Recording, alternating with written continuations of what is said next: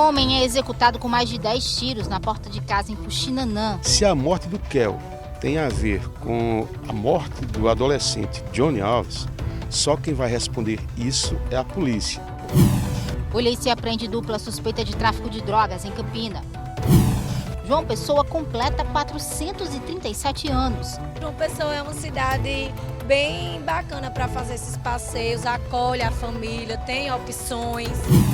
E ainda, a Campinense tem jogo de vida ou morte na Série C. Hoje é sexta-feira, 5 de agosto de 2022 e o Borborema Notícias começa agora.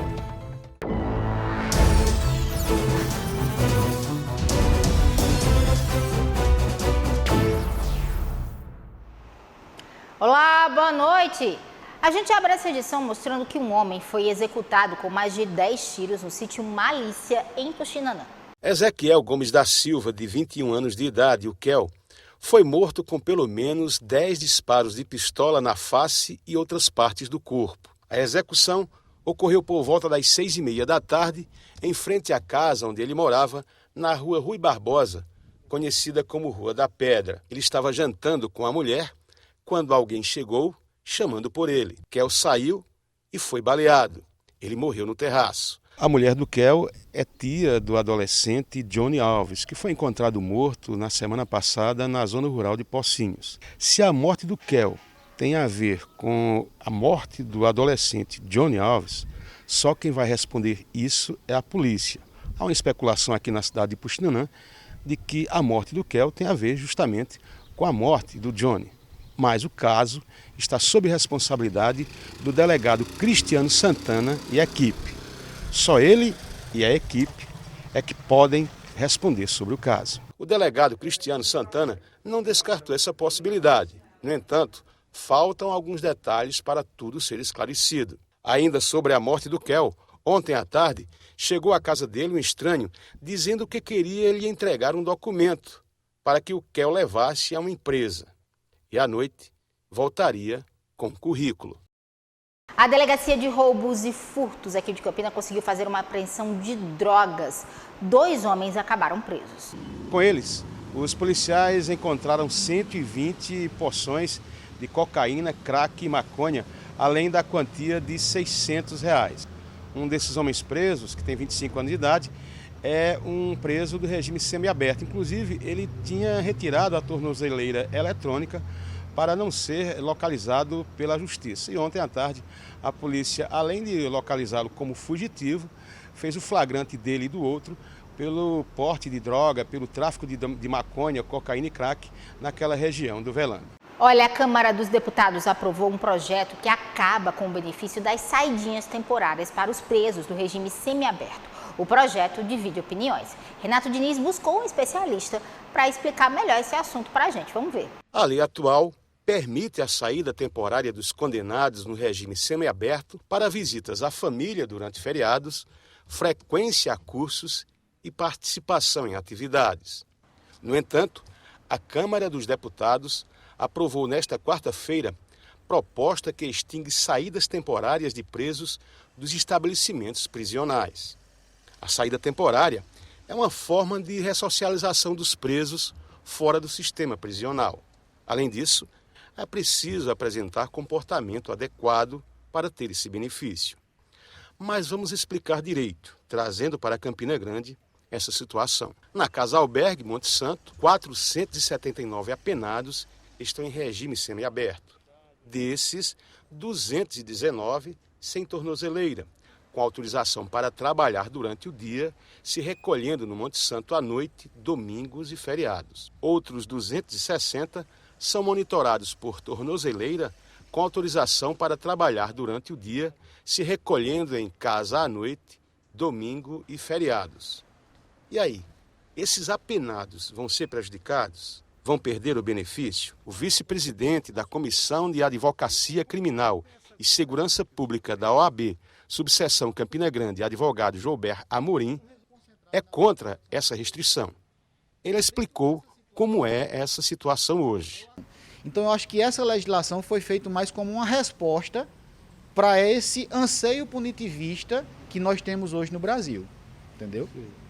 E dentro dessa concepção, não se analisou que o artigo 122 e o artigo 124 da Lei de Execução Penal já traz uma série de restrições para que esse benefício seja adquirido.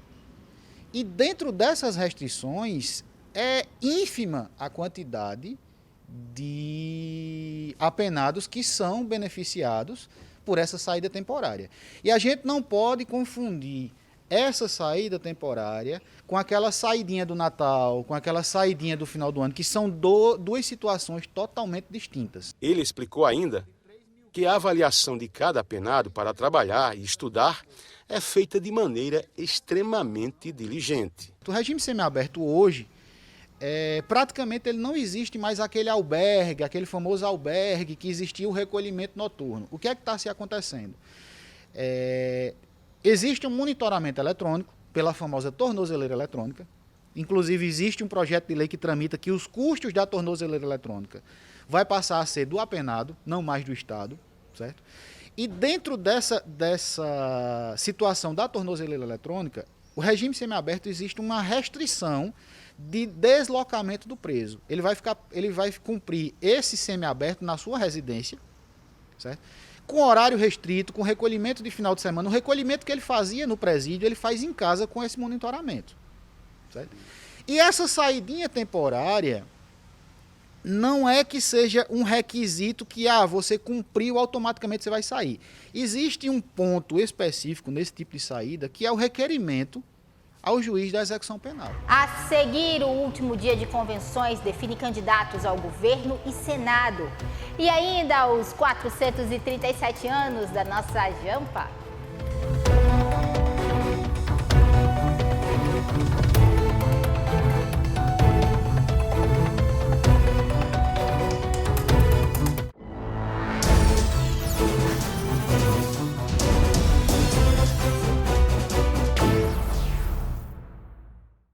A gente volta mostrando que João Pessoa completa hoje 437 anos. A capital é conhecida como cidade acolhedora, por isso quem a visita sempre volta. E para quem nasceu ou simplesmente adotou a cidade como terra natal, Jampa é reconhecida como um lugar muito bom para se morar, trabalhar, também criar família.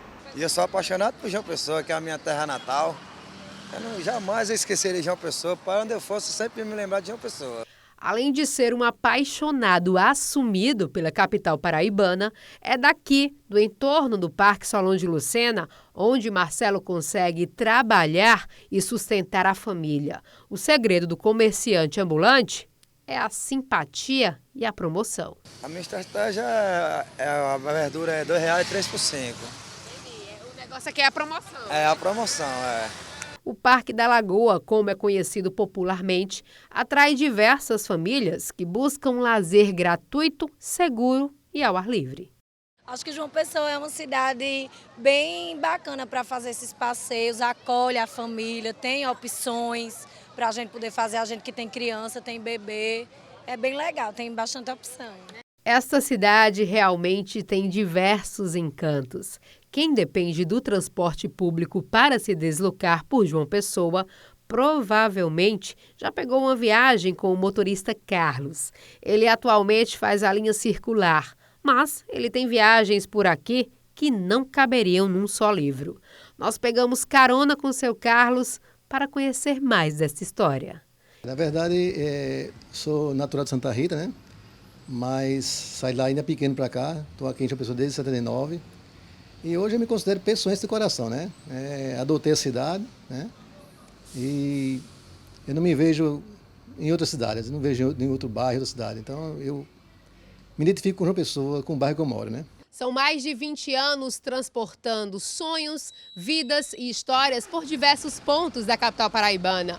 E essa missão, seu Carlos carrega com muito orgulho. Passando pelo circular, descemos em Mangabeira. E aqui a gente acabou se aprofundando na vida de Escurinho, que saiu de Serra Talhada, cidade do sertão pernambucano, para se instalar em Mangabeira e fazer parte do bairro. A arte dele se mistura com a arte e história do bairro onde escolheu para morar. Escurinho escolheu o bairro de Mangabeira para morar desde a fundação. E por aqui ele fez família e é aqui onde ele faz a arte. Tem uma música que tem tudo a ver com João Pessoa, que é a música chamada Lá Vem a Onda.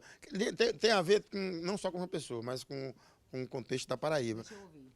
A onda quebra lá em Paraíba, dança ciranda na beira do mar. O vento sopra os cabelos da morena, brilhando na luz do luar. Então, pessoal, quem aí recebe o benefício da prestação continuada, o BPC, e precisa de uma ajudinha extra para finalizar o mês? Então se liga na novidade, já está liberado o crédito consignado pela Lei Orgânica da Assistência Social, a LOAS, das espécies 87 e 88, que contemplam pessoas com deficiência e idosos com mais de 65 anos. Isso mesmo, o empréstimo que antes era destinado apenas a servidores públicos, aposentados e pensionistas do INSS ficou muito mais acessível. Se você quer saber mais sobre o BPC, conta com a Totale Soluções para tirar suas dúvidas. Deixe todas as contas em dia com a melhor empresa de crédito de Campina Grande e Queimadas. Entre em contato através do WhatsApp, anota aí, 83996060840 ou visite a unidade Totale mais próxima de você. Pra cá! Vamos falar agora de eleições 2022.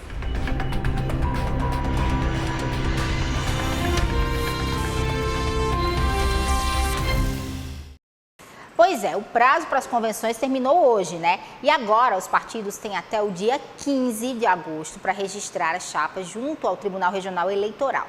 Até o momento foram homologadas nas convenções os seguintes nomes para a disputa do governo do estado. Antônio Nascimento, do PSTU, terá como vice na chapa Alice Maciel, do mesmo partido. Mais uma chapa puro sangue, a do PRTB, que apresentou o deputado Major Fábio para o governo e Dr. Jorges como vice. Pelo PSOL, Adjani Simplício será candidato ao governo e Jardel, do Unidade Popular, será o vice. Pedro Cunha Lima será candidato ao governo pelo PSDB, junto com o ex-deputado Domiciano Cabral, do Cidadania. Do MDB, o candidato será veneziano Vital do Rego e a vice Maísa Cartacho, do PT. Nilvan Ferreira é o escolhido pelo PL, que terá o empresário Arthur Bolinha como vice. E o atual governador do estado, João Azevedo, do PSB, tenta a reeleição tendo Lucas Ribeiro, do Progressistas, como vice. E as convenções definiram também os candidatos ao Senado, que são os seguintes: a deputada Poliana Dutra, do PSB, o empresário Bruno Roberto, do PL, Ricardo Coutinho, do PT, pastor Sérgio Queiroz, do PRTB, Alexandre Soares, do PSOL, e o deputado Efraim Filho, do União Brasil. A seguir, você sabia que videogame pode ajudar no desenvolvimento? E ainda, será que tem chance para o Campinense nessa Série C? A gente mostra já já.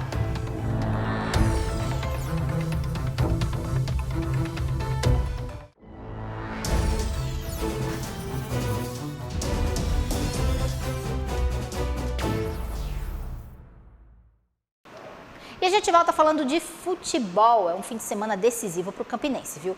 A Raposa precisa vencer e torcer para outros resultados.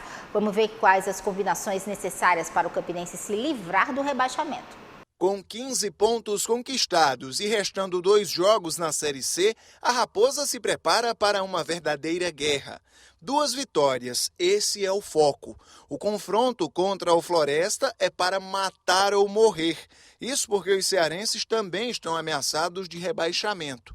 Para isso, o rubro-negro buscou reforços. Na lateral, Cezinha, e no ataque, Rodrigo Fumaça.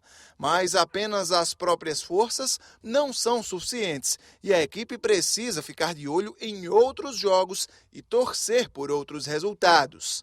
Se Atlético Cearense e Confiança vencerem seus jogos contra Botafogo de Ribeirão Preto e Brasil de Pelotas, e o Altos pelo menos empatar contra o Paysandu, o Campinense entrará em campo rebaixado.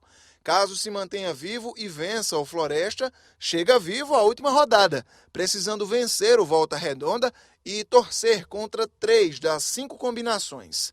Que o Alto perca seus 2 jogos contra Paysandu e São José para permanecer com 21 pontos e 6 vitórias, mas a Raposa ainda precisaria tirar uma diferença de 8 gols no saldo.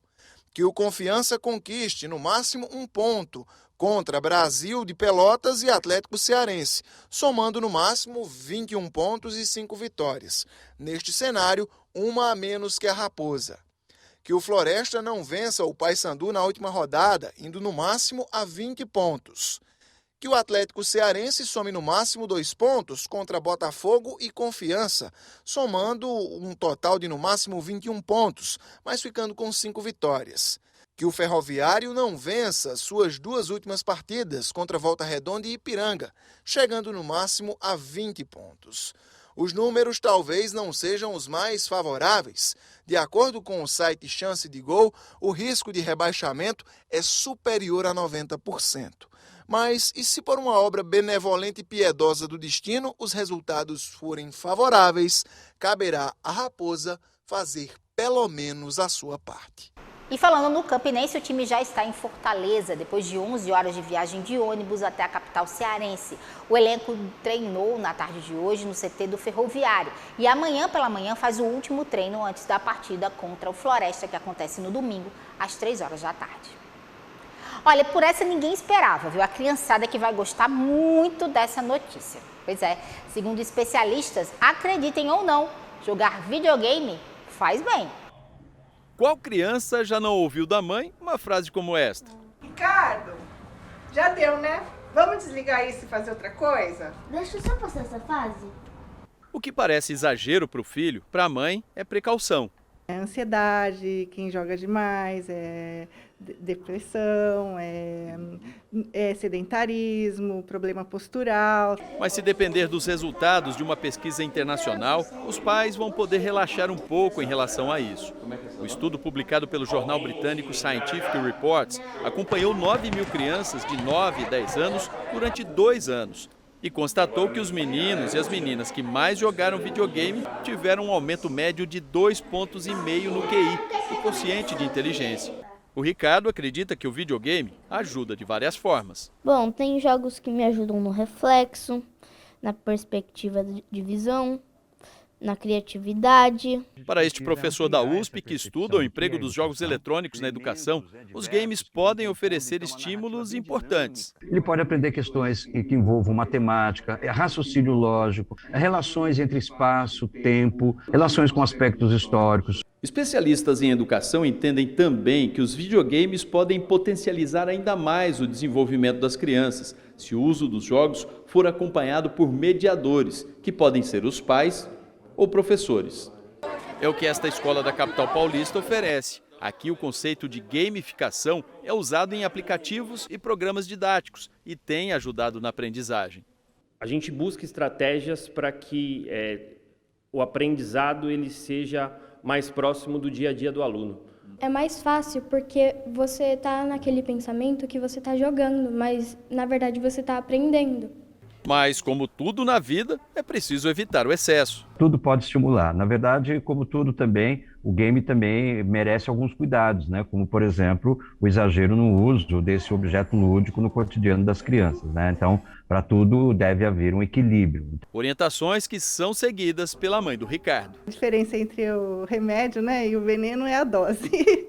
E aí tem que dosar. Tem que dosar. Quem diria, né? Eu sei que quem gostou muito dessa notícia foi Marcos Vasconcelos, estou ligada, viu? E o Borborema Notícias fica por aqui. Uma excelente noite para você, bom restinho de feriado, né? Um excelente final de semana, até segunda-feira. Até lá!